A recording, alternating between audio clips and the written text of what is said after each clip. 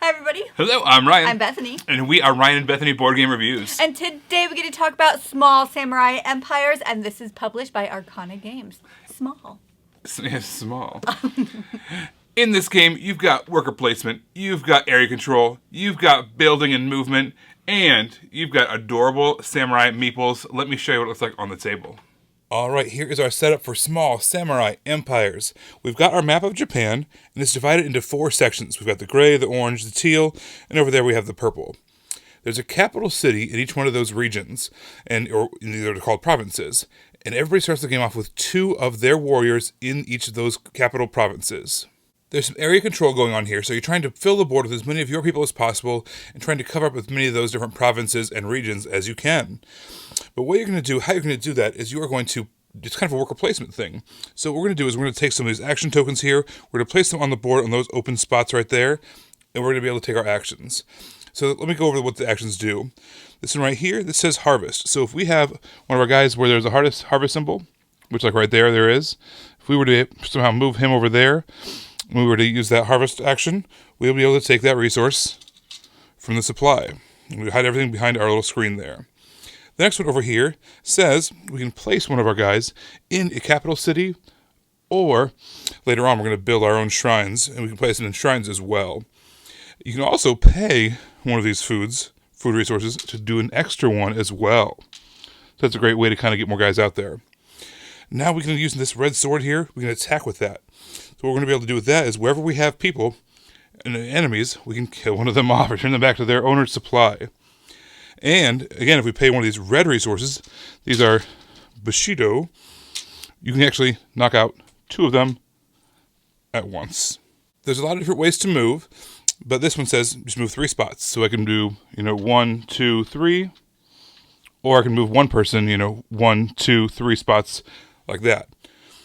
Then we've also got an option here. It says you can move 2, or you can spend one of those green food tokens in order to take 2 guys on a boat ride to any coastal region anywhere around the outside of Japan.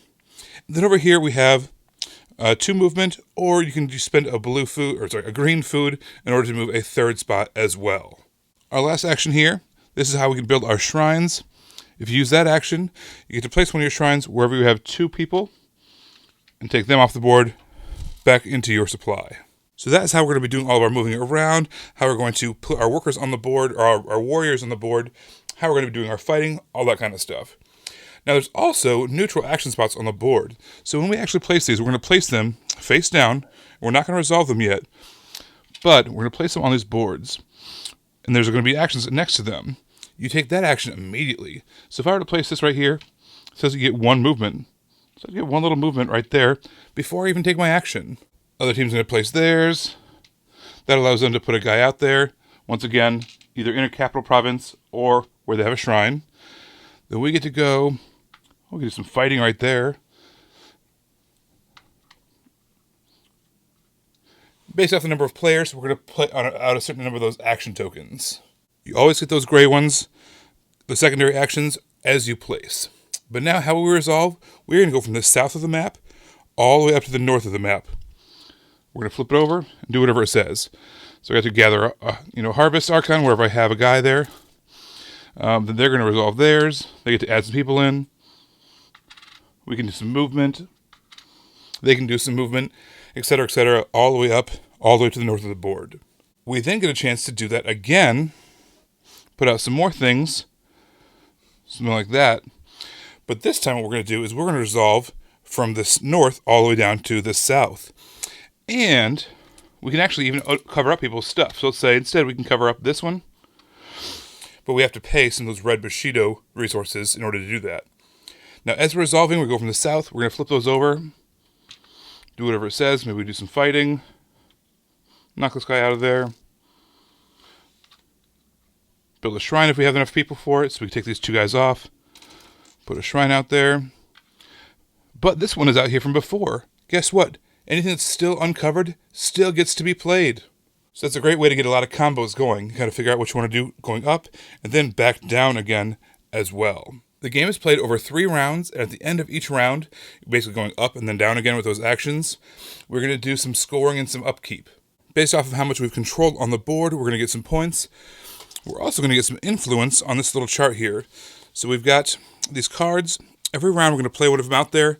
Let's say we're doing pretty well in gray. We're going to play one of these grays out there. But our opponent's doing really good in green. So they might put a green out there. And it might look something like that.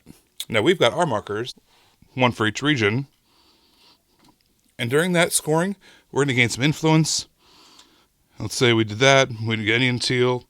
We got a whole bunch of purple. Something like that. Who knows? How much influence we have is on the left column, but on the right column over here of each one of those different regions is going to be a multiplier.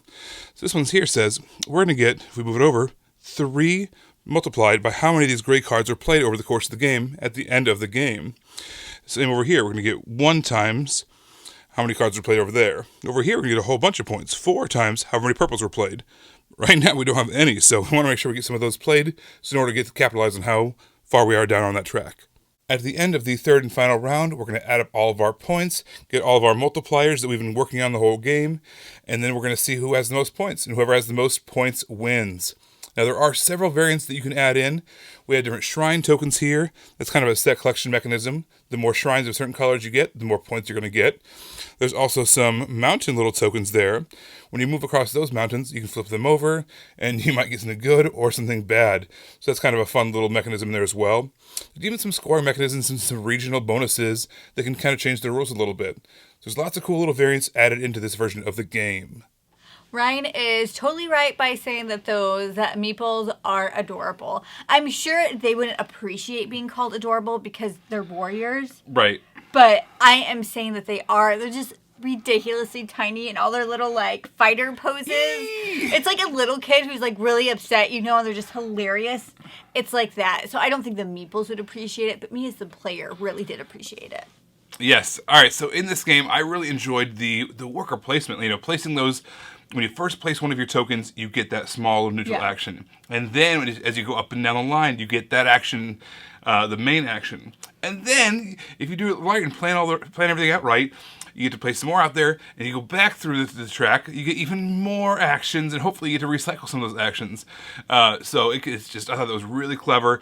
I love all the different actions that you can pile up in combo. Yeah. It's fun how the bonuses come out. Well, not the bonuses, but what are those called? Those favors or the track that you're trying to go up to build the majority for your multiplier at the very end. Whatever that's called. I thought it was fun how you could kind of control that, but you're still up to whatever you drew.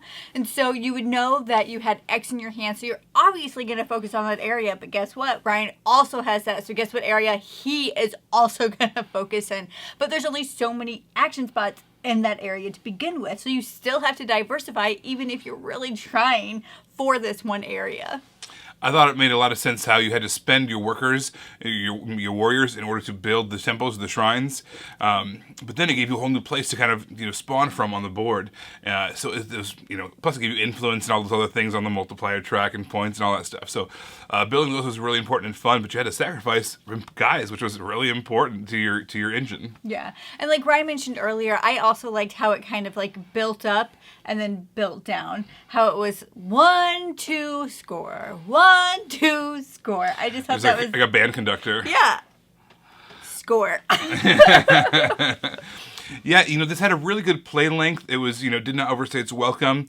So, it really fit in a good spot for us. I will say that there was as face value for me, the base game was unsatisfying a little bit, but there are lots of variants you can add in, and I think for me at least, I grow fond of it as the more we added in those little shrines, added in those little tiles that modified each region and gave them special bonuses and penalties, adding in all those extra little things like those mountain tiles that affected your movement. That's when it started to shine for me, was the more those little things added in. I think we probably could have handled that all as gamers from the step get-go. one. Yeah. I mean, it's funny because I felt the exact opposite. So the first time we played, just the base game, and I really enjoyed it, and then we added all the stuff, and I was like, eh. And I don't know why that was. I think it was because I just wanted it more streamlined, and when you added all that stuff, there's just a lot more things to do when it came to scoring. You had to check off all these different things at every single round. So I actually liked it straight. And then I disliked it a little bit when we added all this stuff. And then Ryan was like he said. And then we added all this stuff, and he's like, And either way, I think what would have helped a lot for both of us is some kind of a player, aid. Yeah. On the back of the rulebook, there was a description of what each action was, which was nice, especially in the heat of the moment. Like, what does that do again? How many do you have to spend something to make that happen? What do you do? But having just like a chart saying, here's how this, this is what the steps you're going to take for scoring, and here's how it's going to play out. I think having everybody have a little card in front of them, that would have, I think, smoothed a lot of that out. Speaking of the rule book, Ryan. The rule book was a little hard to find things in. Like, there was bullet points, but like the bullet points kind of blended in with the rest of the text. It wasn't like it didn't really jump out at me. I didn't see an FAQs. I've heard that there's going to be an updated FAQs at some point. I was reading about it online. I think that's really going to help. I think it's going to make this rulebook, a lot more user-friendly than it is, at least in the edition that we have. Yeah, so overall, we enjoyed this. I enjoyed it a bit more plain. Ryan enjoyed it with all of the stuff, but overall, we did have a good time with this. The Meeples? Yeah. Well, guys, don't forget to subscribe so you can see our videos as they come out. You can find us on Facebook, we're Ryan and Bethany Board Game Reviews. On Twitter, we're Ryan and Bethany 1. And on Instagram, we are Ryan and Bethany. All right, everybody. Thanks for watching, and we will see you next time. Bye.